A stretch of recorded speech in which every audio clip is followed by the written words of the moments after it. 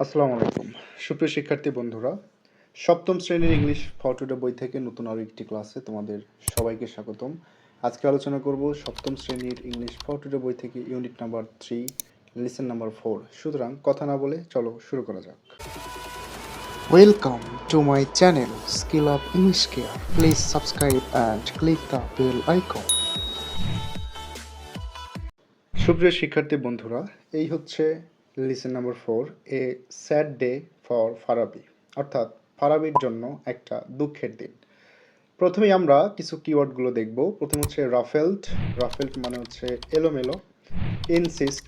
Insist মানে হচ্ছে পিড়াপিড়ি করা, কোনো কিছুর জন্য জোর করা।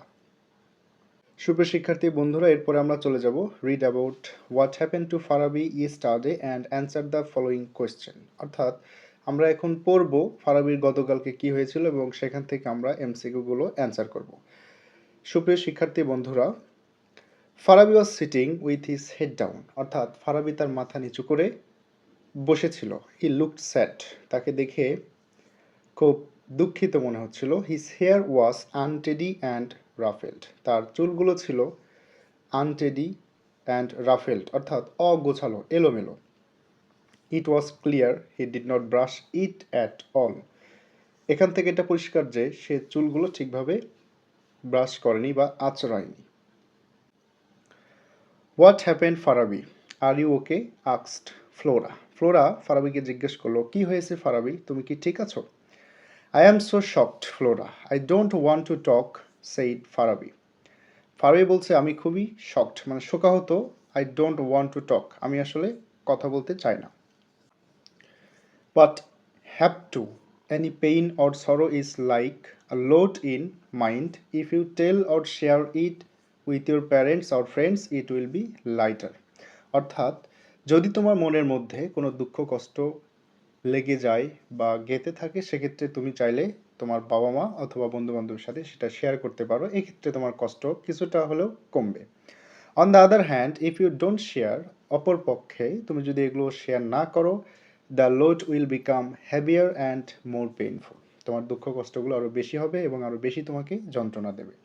So please tell me what's wrong, Flora insist. সুতরাং ফ্লোরা পিড়াপিড়ি করলো, জোর করলো কি হয়েছে সেটা বলার জন্য। Farabi looked at Flora and said, one of my friends Harun is our school football team leader, অর্থাৎ তার একটা বন্ধু ছিল হারুন, যে স্কুলের ফুটবলের লিডার। Yesterday he just dropped my name from the coming inter class football tournament, অর্থাৎ গতকালকে হঠাৎ করেই তার নামটা ইন্টার ফুটবল টুর্নামেন্ট থেকে বাদ দিয়েছে। I wanted to know why but he did not even talk to me about it, আমি তার থেকে জানতে চেয়েছিলাম যে কেন আমার নামটা বাদ দেওয়া হলো, বাট সে আমার সাথে কোনো কথা বলেনি। তো সুপ্রিয় শিক্ষার্থী বন্ধুরা, আমরা এখান থেকে জানতে পারলাম যে ফারাবি তার বন্ধু হারুন তার নামটা ইন্টার টুর্নামেন্ট ফুটবল থেকে বাদ দেওয়ার কারণে মন খারাপ করেছিল। তো এখান থেকে আমরা টিক দ্য বেস্ট অ্যান্সার, অর্থাৎ সঠিক অ্যান্সারগুলো খুঁজে বের করব। Which is the correct statement, Farabi was, Farabi কি করতেছিল, অর্থাৎ Farabi was standing up, looking down, looking happy. আমরা সবাই জানি যে ফারাবি আসলে লুকিং ডাউন, অর্থাৎ মাথা নিচুর দিকে দিয়েছিল আর কি। সঠিক অ্যান্সার হচ্ছে বি নাম্বারটা। এরপরে why was Farabi with his head down, তার মাথা নিচের দিকে দেওয়া ছিল বিকজ হি ওয়াজ আনহ্যাপি, সে ছিল খুবই আনহ্যাপি কারণ তার নামটা ফুটবল টুর্নামেন্ট থেকে বাদ দেওয়া হয়েছে। এরপরের 3 নম্বর কোশ্চেনটা, হিজ হেয়ার ওয়াজ রাফেলড, অর্থাৎ তার চুলগুলো এলোমেলো ছিল। এখানে রাফেলড মিনস হচ্ছে নট ব্রাশড অর কমড, অর্থাৎ চুলটাকে আঁচড়ানো হয়নি এরকম কিছু বোঝাতে। এরপরে 4 নম্বর কোশ্চেন হচ্ছে, Farabi did not want to talk to Flora because, Farabi আসলে ফ্লোরার সাথে কথা বলতে চাচ্ছে না কারণ something sad happen to him, he stop talking to his friend, he was unwell and sick. আসলে তার সাথে দুঃখজনক ঘটনা ঘটে গেছে, সুতরাং something sad happen to him. Please tell me what's wrong here, Flora insisted. Here insisted means হচ্ছে আমরা বলতে পারি ডিমান্ডেড, মানে জোর করা। পাঁচের সঠিক অ্যান্সার হচ্ছে বি নাম্বারটা, অর্থাৎ ডিমান্ডেড।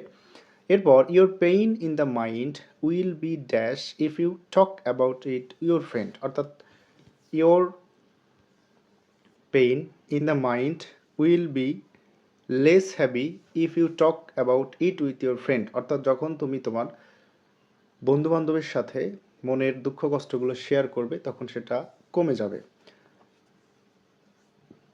এরপরে which is the correct statement, অর্থাৎ নিচের কোনটি সঠিক। Farabi was going to play in the inter school football tournament, Farabi and Harun were not going to play, Farabi and Harun use to play in football school tournament. অর্থাৎ এখান থেকে আমরা বলতে পারি যে 7-এর সি নাম্বার অ্যান্সারটা কারেক্ট। তো সুপ্রিয় শিক্ষার্থী বন্ধুরা, এই ছিল আমাদের লিসেন নাম্বার 4 অর্থাৎ পৃষ্ঠা নাম্বার 23-এর লিসেন 4 এমসিকিউ, এবং আগামী দিনে আমরা লিসেন নাম্বার 5 নিয়ে আলোচনা করব। পর্যন্ত সবাই ভালো থেকো, সুস্থ থেকো, স্কিল আপ ইংলিশ কেয়ারের সাথেই থেকো। আসসালামু আলাইকুম।